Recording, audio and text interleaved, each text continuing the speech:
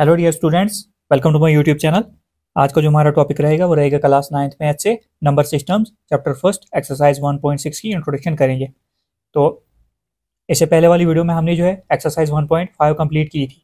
अगर आप चैनल पर नए हो तो चैनल को सब्सक्राइब कीजिए, लाइक कीजिए, शेयर कीजिए। टॉपिक जो रहेगा आज का वो रहेगा हमारा लाज ऑफ एक्सपोनेंट्स। सबसे पहले हम देखेंगे एक्सपोनेंट्स क्या होते हैं, उसके बाद इसके कुछ लाज करेंगे जो क्लास 8th में भी हमने किए थे। तो उसके बाद हम एक्सरसाइज पर चलेंगे। सबसे पहले exponent is defined as the method of expressing large numbers in terms of powers। ये एक ऐसा तरीका होता है, ऐसा मेथड होता है जिससे हम बड़े बड़े नंबर्स को एक्सप्रेस करते हैं। किसकी टर्म में? पावर की टर्म में। एग्जांपल से आप समझाता हूं।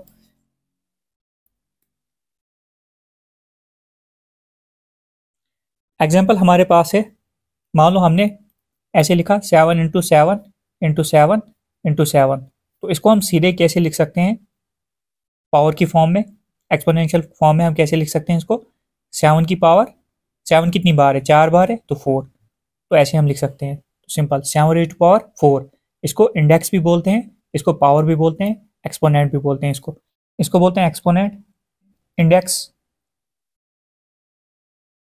इंडेक्स भी बोलते हैं, और इसको जो है पावर भी बोलते हैं, वो आपको पता होगा। और ये जो 7 है, नीचे जो हमारा 7 आ गया, इसको हम बेस बोलेंगे। ये बेस होती है। तो ऐसे ये आपको समझ आ गई होगी। एक एग्जांपल और लिखता हूँ। अगर 10 हमारे पास है, 10 इंटू 10 इंटू 10, तो हम इसको कैसे लिखेंगे? 10 की पावर कितनी बार है? 10, 1 2 3, 3 टाइम्स। तो ये आ गया आपका। अब हम लाज ऑफ एक्सपोनेंट्स देखेंगे। सबसे पहला ला आता है मल्टीप्लिकेशन में। इसमें क्या होता है? ए की पावर m पॉइंट ए की पावर n, वो होता है ए की पावर m प्लस n। ए जो है हमारी बेस है, एम एन जो है हमारी पावर है। यहाँ पर ए सेम है, मतलब बेस सेम है। इस पॉइंट का मतलब होता है मल्टीप्लाई। जब पॉइंट होगा तो ये समझ लेना ये भी मल्टीप्लाई ही कहलाता है। जब भी हमारी बेस सेम है तो पावर अगर अलग अलग है तो मल्टीप्लाई में क्या होता है? पावर ऐड होती है। तो हमने ऐसे लिखा, ए 2 बार था, यहाँ पर 1 बार लिखा जाएगा और पावर जो ऐड होगी, पावर क्या है? M N, M plus N. अब एग्जाम्पल से समझाता हूँ। अब यहाँ पर अगर है हमारी बेस सेम है तो बेस हम सेम रखेंगे। 3 की पावर 3, इसकी जगह मैं मल्टीप्लाई लिखता हूँ। मल्टीप्लाई, बेस हमारी सेम है तो 3 की पावर 4। इसमें क्या होगा? ए हमारा क्या है? 3। ए हमारा क्या है? 3। एम क्या है? यहाँ पर पावर है 3, एन क्या है? 4। अब क्या होगा? 3, बेस जो है हमारी सेम है तो बेस 1 बार लिखी जाएगी। मल्टीप्लाई में पावर एड्स होती हैं, तो मतलब 3 प्लस 4, तो कितना बनेगा? 3 ऐसे आ गया, 3 प्लस 4 कितना होगा? 7 होगा। तो ये आगे एक्सपेंड किया जा सकता है। तो आंसर हमारा आया 3 की पावर 7। तो समझ आ गई होगी आपको क्या करना है। अब हम नेक्स्ट देखते हैं। सेकंड जो ला है हमारा, ये डिवीजन में आएगा। तो इसमें बेस हमारी A raise power m divided by A raise power n। अब डिवाइड में आएगा, इसमें क्या होगा? बेस सेम है, बेस 1 बार लिखी जाएगी। डिवाइड में पावर माइनस होती है, मतलब m माइनस एन आ जाएगा आपका, m माइनस एन। एग्जाम्पल हम लेते हैं, एग्जाम्पल से सही से क्लियर होगा। ये हमारी बेस हो गई। जब भी हमारी बेस सेम हो डिवाइड में, तो बेस 1 बार ली जाती है और पावर जो है डिवाइड में माइनस हो जाती है, सब्ट्रैक्ट हो जाती है। एग्जांपल से समझते हैं। अगर हमारे पास 2 रेज पावर 7 है डिवाइडेड बाय 2 रेज पावर 3 है, तो इसमें बेस नीचे वाली होती है। बेस हमारी जो है 2 बेस आ गई, 7 और 3 पावर है, एक्सपोनेंट्स। अब यहाँ पर 2 1 बार लिखा जाएगा और जो पावर है हमारी ये माइनस होगी, मतलब 7 माइनस 3। तो फाइनल आंसर क्या आएगा? 2 ऐसे आएगा, 7 में से 3 गया, कितना आएगा? 4 आएगा। तो आगे फर्दर जो है एक्सपेंड किया जा सकता है, तो मैं इतना ही बताता हूँ। तो ऐसे होगा, ये लाज आपने याद रखने हैं। अब हमारा थर्ड ला जो है हमारा, वो है exponents of exponent. Exponents of exponents, या इसको या पावर ऑफ पावर भी इसको बोलते हैं। तो जब भी बेस हमारी ऐसे होगी और उसकी पावर होगी, उसकी होल पावर होगी, ए रेज पावर m और उसकी होल पावर n होगी, तो क्या होगा?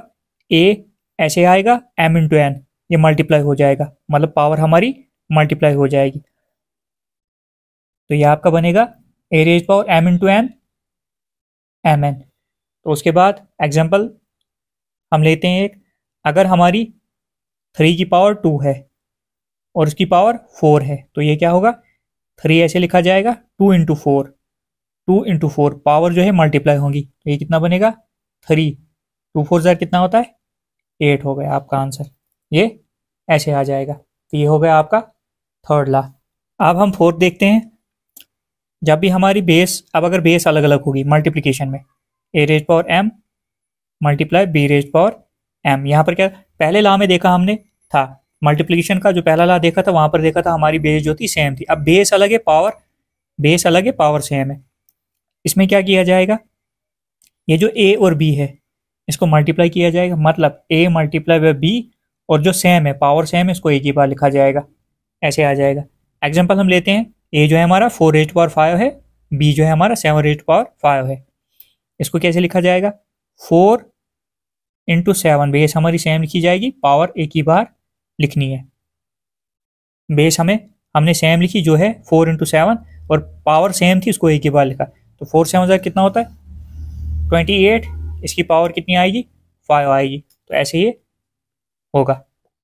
फिफ्थ देखते हैं हम डिवीजन में, अगर हमारी बेस अलग अलग होगी, यहाँ पर बेस हमने ली A raise power M divided by B raise power M, वो किसके बराबर होती है, वो होती है ए बाई बी, और पावर एक ही ली जाएगी। यहाँ पर पावर सेम है तो पावर एक बार लिखी जाएगी, बेस अलग अलग है तो उसको पूरा ही लिखना है। तो एग्जाम्पल से आप समझते हैं हम। एग्जाम्पल मान लो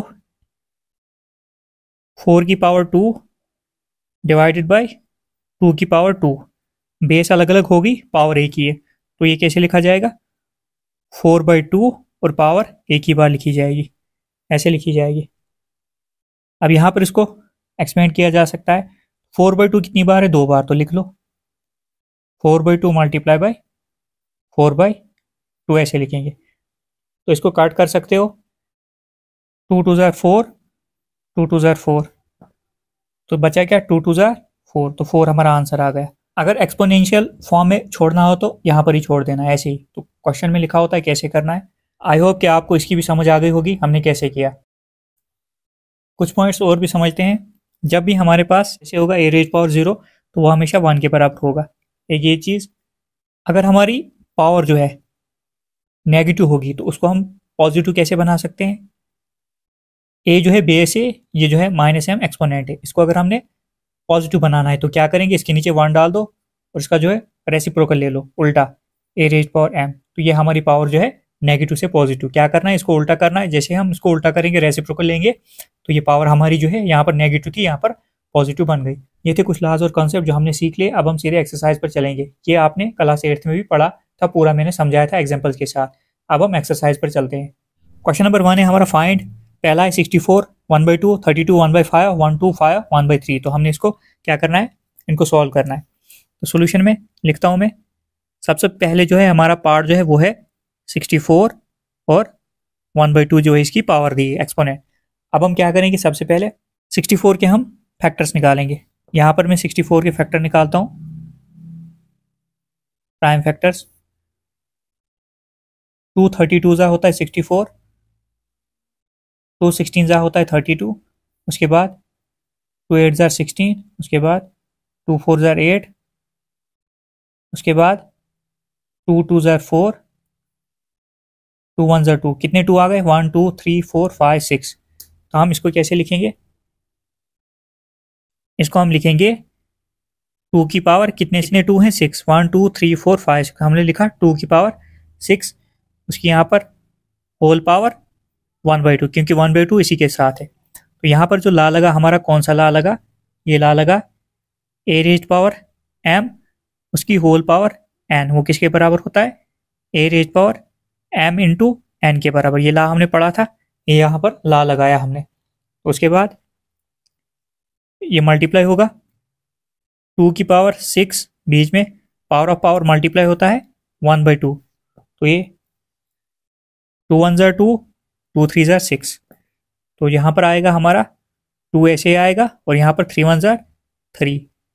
फर्दर इसको देखेंगे, 2 को हमने एक्सपेंड करना है 3 बार, 2 इंटू 2 इंटू 2, कितना आ गया 2 2 जार 4, 4 2 जार 8, 8 आपका आंसर आ गया। इसको ऐसे सॉल्व करना था। आई होप कि आपको समझ आ गई होगी क्या किया हमने यहाँ पर। सेकंड है हमारे पास 32 1/5, तो इसको भी वैसे ही करेंगे बिल्कुल सोल्यूशन में। 32 1/5। इसके भी हम फैक्टर्स निकालेंगे यहाँ पर। 32 को हमने लिख लिया। 2 16 जार होता है 32, उसके बाद 2 8 जार होता है 16, 2 4 जार होता है 8, उसके बाद 2 2 जार होता है 4, उसके बाद 2 1 जार होता है 2 होता है। तो कितने 2 आ गए? 1 2 3 4 5, 5 2 आ गए इसके। तो अब इसको हम कैसे लिखेंगे? नीचे 32 की जगह लिखेंगे हम 2 की पावर कितने 2 आ गए? 1 2 3 4 5, 5 ब्रैकेट 1/5। तो ला कौन सा लगा यहाँ पर? यहाँ पर भी यही ला लगाया हमने। जब हमारी ए रेज पावर m होती है, उसकी पावर n होती है, वो होती है A raise power m into N, m into N. ये ला लगा हमारा यहाँ पर। तो ये ला आगे मेंशन करना जरूरी है। अब हम क्या करेंगे, इसको जो है मल्टीप्लाई में लिख देते हैं, क्योंकि अब ऐसे लिखना है हमने। 2 रेज पावर 5, बीच में मल्टीप्लाई 1/5। तो यहाँ पर 5 के साथ 5 हमारा कैंसिल हो गया, तो बचा क्या हमारा? 2 रेज पावर 1। 2 रेज पावर 1 किसके बराबर होता है? 2 का अगर हम एक बार मल्टीप्लाई करेंगे तो कितना आएगा? 2 1 जार 2 ही आएगा। तो आपका आंसर 2 आ गया। आई होप कि आपको समझ आ गई होगी। जहाँ पर आपको समझ नहीं आती आप कमेंट करके बता सकते हो। अब यहाँ पर हमारा थर्ड है, थर्ड पार्ट देखते हैं हम। यहाँ पर थर्ड पार्ट जो है हमारा वो है 125 और इसकी पावर जो है 1/3 है। तो इसके भी हमने प्राइम फैक्टर्स ही निकालने हैं। सबसे पहले इसके फैक्टर्स हम निकालते हैं 125 के। यहाँ पर मैं 125 के फैक्टर्स निकालता हूँ। 5 के टेबल में जाएगा। 5 25 ज़ा होता है 125, 5 5 ज़ा 25, उसके बाद 5 1 ज़ा 5। अब इसको हम कैसे लिखेंगे? 125 की जगह लिखेंगे हम 5 की पावर कितनी बार 5 आया? 1 2 3, 5 की पावर 3 और उसकी होल पावर 1/3। तो ला फिर से वही लगा हमारा जो हमने यहाँ पर लगाए। ए रेज पावर m, उसकी पावर n, वो होता है A raise power m into N. ये वाला ला लगाया हमने। आप क्या करेंगे? 5 ऐसे आएगा, 3 मल्टीप्लाई बाई 1/3। तो यहाँ पर 3 के साथ 3 हो गया कैंसल। तो 5 1 ज़ा कितना? 5 की पावर 1 आ गई, 5 की पावर 1। और 5 की पावर 1 जो है किसके बराबर होती है? 5 की बराबर होती है। यह आंसर आ गया आपको।